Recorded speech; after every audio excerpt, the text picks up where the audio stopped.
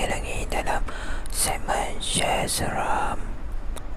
Pada episod kali ini kita akan menceritakan tentang kisah seram asrama. Kisah seram asrama ini bermula dengan kisah seorang budak yang bernama Azil.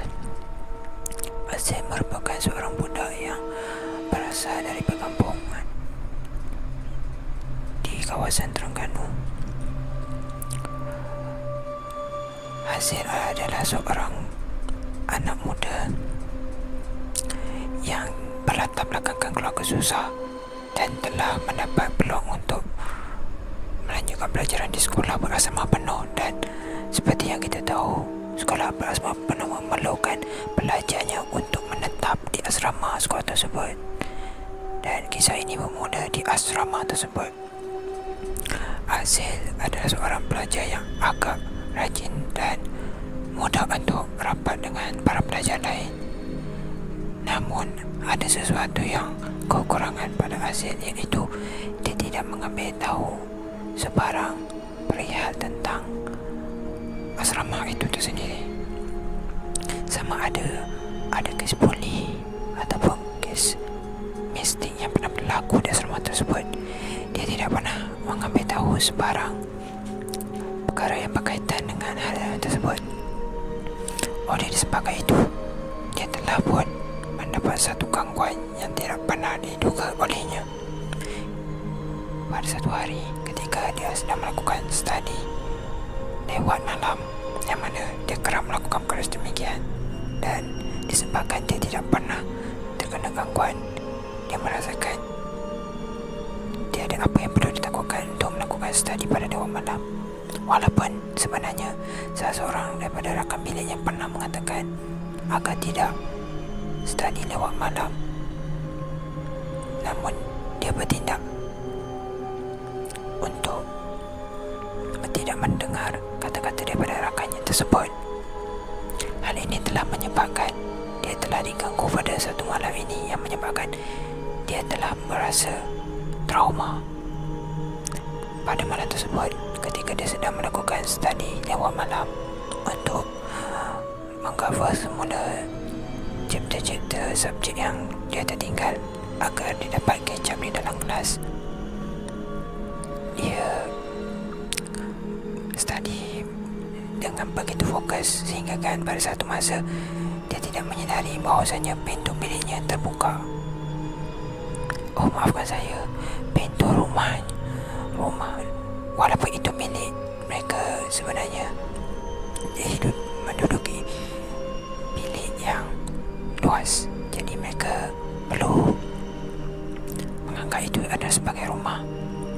Apabila terbuka, dia pergi menutupnya, namun setelah kali kedua pintu tersebut terbuka, dan sebaik saja dia menutup, dia menyadari ketika dia dalam perjalanan hendak ke kerusi untuk menyambung pelajarannya, pintu tersebut terbuka lagi, dan kali ini dia menyadari ada sosok yang berada di sebalik pintu tersebut, yang menyebabkan dia berasa sangat takut, dan dia cuba memberanikan dirinya untuk menoleh ke belakang.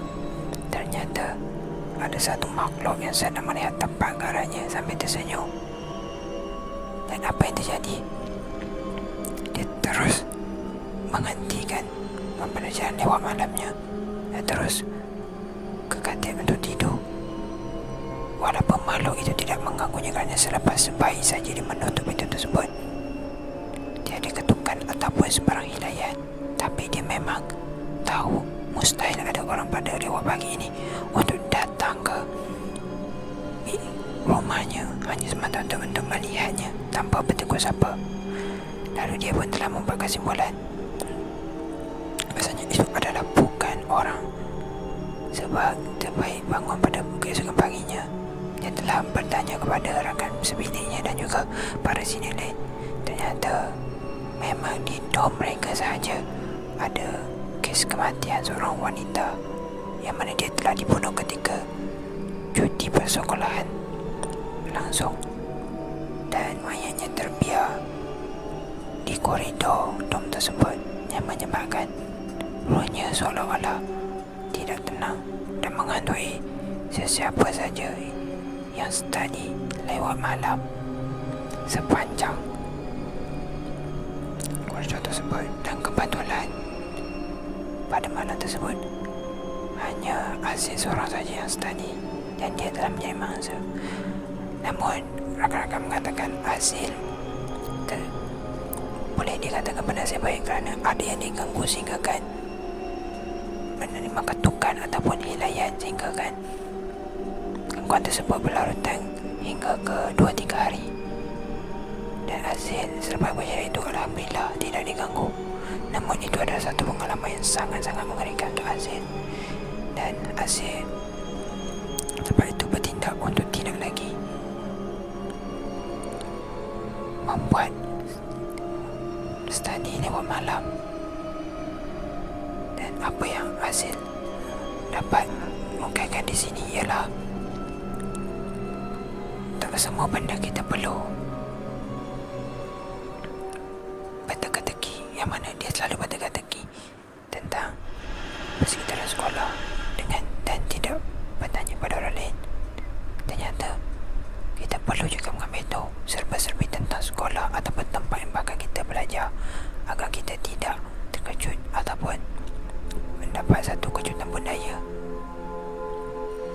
seperti yang terjadi padanya, yang menyebabkan dirinya agak tersentak untuk beberapa hari walaupun gangguan tidak berterusan. Azil berharap ini adalah kali pertama dan terakhir dia melihat perkara sedemikian. Okey, itu sajalah cerita kita pada hari ini. Semoga saya dapat berkongsi lagi pada episod yang akan datang dengan anda semua. Semoga cerita ini dapat menghiasi malam-malam anda. Dan jika anda suka dengan cerita ini, anda bolehlah share, subscribe, like atau komen di channel saya, FZ Channel. Assalamualaikum.